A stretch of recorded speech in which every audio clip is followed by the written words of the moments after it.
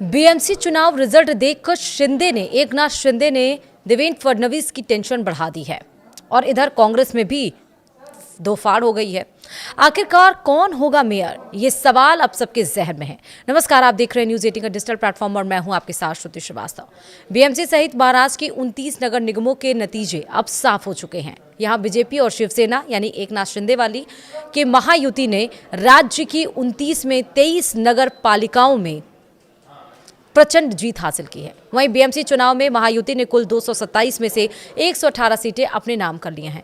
मुंबई महानगर निगम में भाजपा और शिवसेना की बढ़त ने पूरे देश का ध्यान खींचा, जहां 28 साल से चली आ रही ठाकरे परिवार की धाक पर गहरा धक्का लग गया है। हालांकि शाम होते होते चुनावी परिदृश्य पूरी तरह से बदल गए, जहां पहले यह माना जा रहा था कि बीएमसी में बीजेपी के नेतृत्व में महायुति प्रचंड जीत हासिल कर लेगी, लेकिन अंतिम नतीजों में उसे बहुमत से केवल 4 सीटें ज्यादा मिली।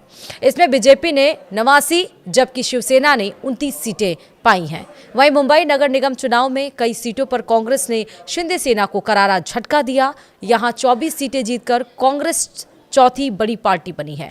कहा तो यह भी जा रहा कि अगर उद्धव ठाकरे ने भाई राज के साथ हाथ मिलाने की जगह कांग्रेस के साथ ही मिलकर बीएमसी चुनाव लड़ा होता तो नतीजे कुछ और होते। उधर उद्धव की शिवसेना बीएमसी में 65 सीटें मिली हैं और वह बीजेपी के बाद दूसरी सबसे बड़ी पार्टी बनकर उभरी है। वहीं राज ठाकरे की महाराष्ट्र नवनिर्माण सेना महज 6 सीटों पर सिमट कर रह गई। बीएमसी चुनाव में AIMIM ने भी 6 सीटें अपने नाम की हैं।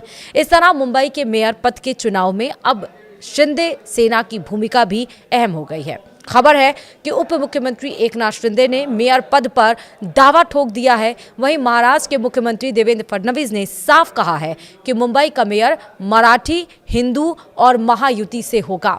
ऐसे में बीएमसी चुनाव के फाइनल नतीजे साफ होने के बाद अब सबकी नजरें इसी सवाल पर टिकी हैं कि मुंबई का मेयर आखिर कौन होगा। इधर बीएमसी सहित महाराष्ट्र के 29 नगर निगमों में हुए चुनाव में कांग्रेस के खराब प्रदर्शन के बाद पूर्व मुंबई कांग्रेस अध्यक्ष भाई जगताप ने पार्टी सांसद और मौजूदा अध्यक्ष वर्षा गायकवाड़ का इस्तीफा तक मांग डाला है। वहीं नवी मुंबई के नेरूल इलाके में भाजपा कार्यकर्ताओं ने शिवसेना UBT के कार्यालय में तोड़फोड़ की।